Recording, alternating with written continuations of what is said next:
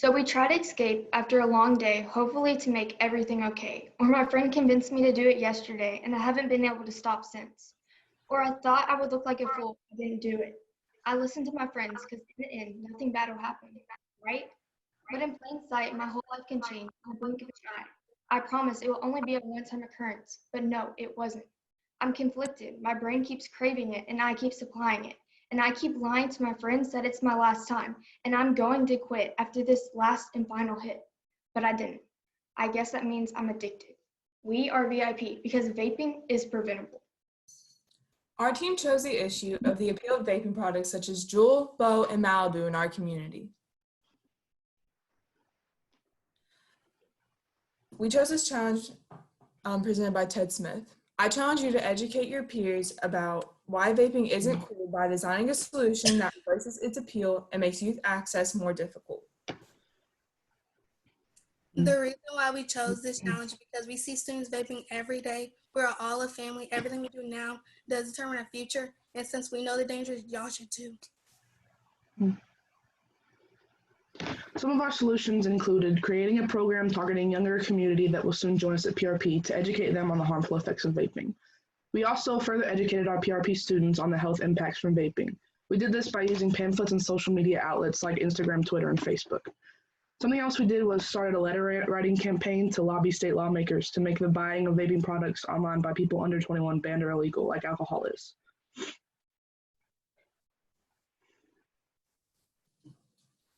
Our main plan of action was creating a campaign to educate elementary and middle school students on the harmful effects of vaping.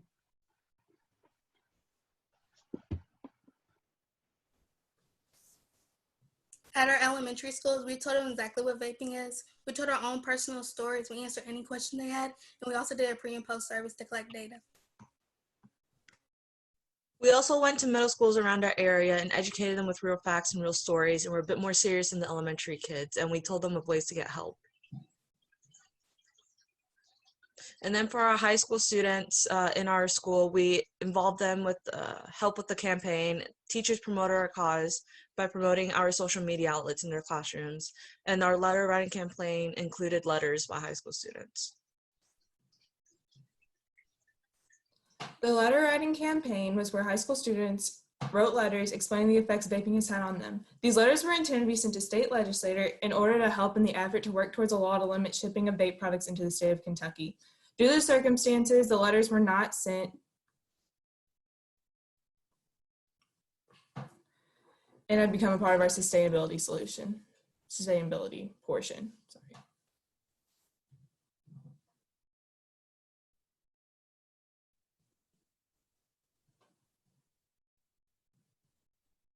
To track our impact on the community, we have pre and post surveys for elementary and middle schools. According to the elementary school data, after our presentation, the amount of students who knew what vaping was rose from 84.5% to 100%. 10.4% have been affected by vaping in some way. After being told the risk of vaping, the interest dropped to 0%. Before we even presented to the middle school students, they all knew what vaping was. The amount of kids that knew what vaping was they knew how to stop vaping rose from 76.4% to 85%, and 77.1% said they learned something from our presentation.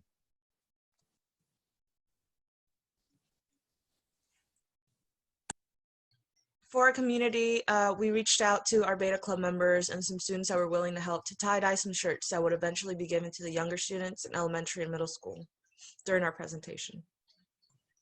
We plan to continue reaching out through our social media accounts. We created an Instagram, Facebook, and Twitter. We also have scheduled meetings to go to other middle schools and elementary schools next year. We also are going to have our National Honor Society and Beta Club continue spreading the word and the impacts of vaping to our community. Due to our circumstances, the letter writing portion of our solution is being postponed. Before school shut down, we did get in contact with State Representative Tina Bojanowski and hopefully plan to work more with her in the future.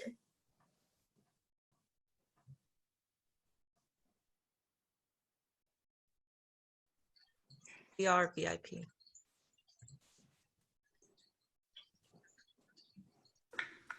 We are VIP. Y'all give it up for VIP. Good job, VIP. PRP. Woo! Congratulations! Oh, it's great. Nice work. Congratulations! Woo! Good job, guys. Thank you. Yeah, y'all did that. Y'all did that. Yeah, I was so glad my video wasn't on because when Anastasia said y'all went to the school and answered questions, I was like, what? They let the little kids ask them questions. I was like, what? That's brave. Loved it. Okay. So PRP, the judges are about to ask you some questions.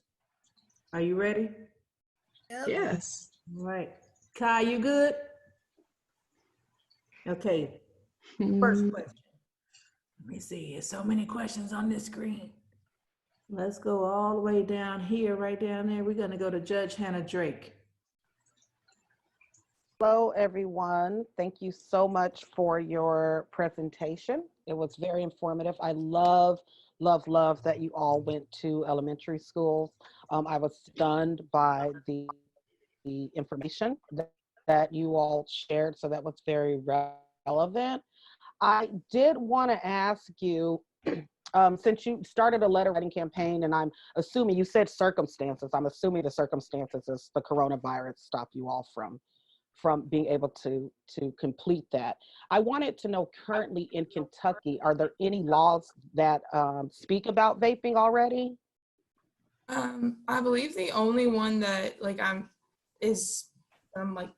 kind of sure about is when they changed the age of buying vape products to 21 Okay. in stores and stuff. Okay, thank you.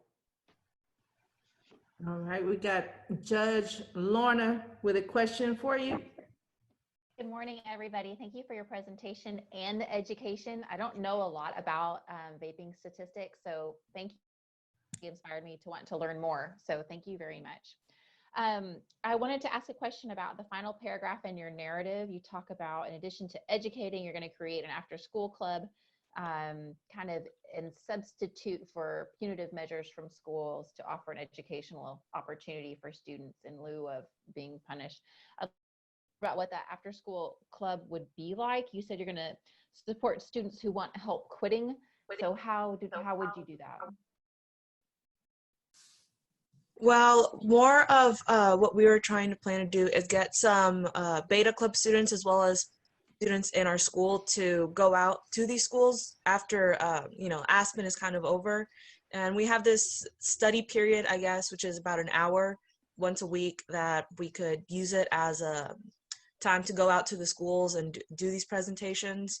So we were planning, since my English teacher, I've known her for a while and she runs Beta Club, we were going to try to talk out, before we got out of school of how we could work this out. And Beta Clubs, they could also get their hours doing these presentations. Okay. So it sounds like they're information sessions about Yes. personal stories and statistics on those who vape. Yes. Okay. Could I also ask now, with all your data collection, which I love that you did that after your presentations to the elementary schools, et cetera. Now that you have that information and that basic data, how is it going to inform your future work in this area? Now that you know that, what are you going to do with it? Well, I guess the data kind of fuels our program. It makes us want to go back to the more elementary and middle school students and continue educating them on how vaping will affect their body. Great, We thank wanna- you. Okay. Yeah, no, keep going. I didn't mean to cut you off really, but that was a great answer. I want PRP to be vape free. I have a lot of vaping around my family, especially with my dad, and he has a lot of health related impacts from that. So that kind of is what made me interested in this this challenge. Excellent. Excellent. Mm-hmm.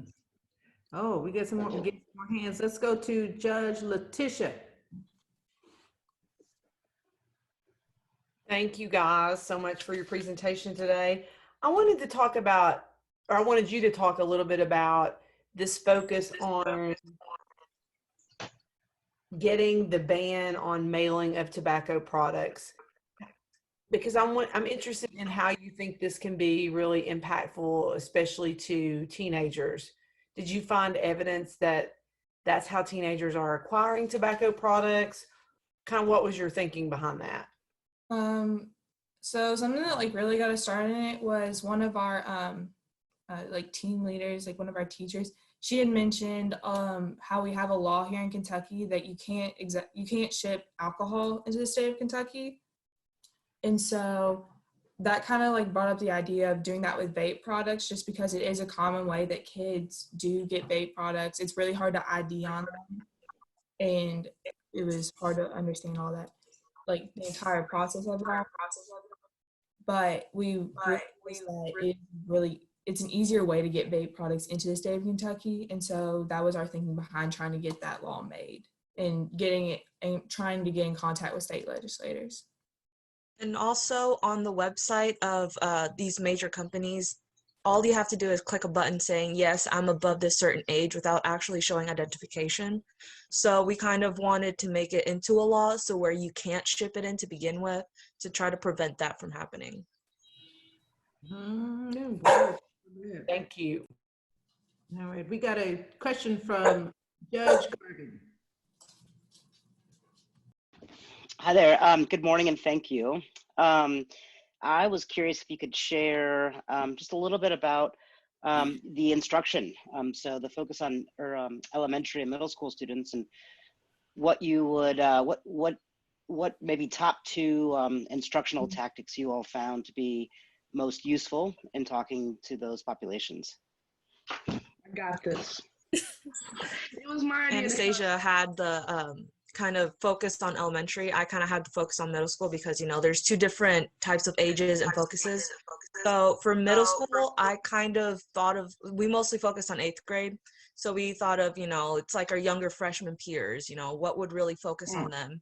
And we tried to really not be too serious with them to the point where we bore them. So we kind of gave stories, we got interactive with it. Those are kind of the two main focuses we try to do, trying to keep it fun while trying to keep it serious, because that's kind of hard to keep people's attention sometimes. So we got real stories, for example, from one from Indiana that had happened not too long ago, of a student that, you know, was vaping and went to the hospital and stuff, somewhere that was close to home. And then we found also an inspirational speaker that was on vaping. We kind of gave them a video on that. And then right after that, we gave them an interactive so they could kind of put the two together. Excellent. We're going to go down to Judge Rochelle and then to Judge Hannah. Hello, PRP. I've enjoyed your presentation here, and I agree vaping is an issue, especially here in Kentucky. One thing I noticed is you had the letter writing campaign that you wanted to send to your legislators, and you didn't get to send them because of the coronavirus. But I'm just wondering why, what do you plan to do with those letters? I still think it's a really good idea if someone could just still get them in the mail, send them to your legislators, because you all could be a very powerful voice with those people. Our plan is to, well, for one, I want to try and get more letters, get the numbers up a little bit higher with how many letters we have. And because of circumstances, we didn't get as many as I thought we were going to get before school was shut down. So I'm going to get more letters. And then our plan is to send them to a representative or senator that we can get in contact with well, like Tina Bojanowski, and try and get their support behind our idea. Okay, great. Good idea. All right, we're going to go to the final question from Judge Hannah Drake. Like I said, I thought it was very creative for you all to go to the elementary students. I believe several of you have mentioned, and the statistics said that a lot of them had seen their parents vaping. Are the young people given any information or maybe kid-friendly talking points to share with their parents, so that maybe that will impact their parents as well as them to stop vaping or not to start vaping? With each kid, like during our presentation, we sent home like pamphlets that we had created that we had also given out in our high school. And with that, we hope that the parents would see those, and that way they're also getting educated on what their kids got educated on earlier in the day. Wonderful. Thank you. Excellent. Before we go, Kai felt every word you said. The speaker, something is going on at Kai's house, but glad to see your face. Glad to see all of your faces. PRP, VIP. PRP, show the judges your shirts. Oh, yeah, yeah. VIP. Okay. Yeah. Awesome. All right. Nice Bye-bye, work, judges. PRP. Hi, everyone. Congratulations. Nice job. Excellent, excellent, excellent.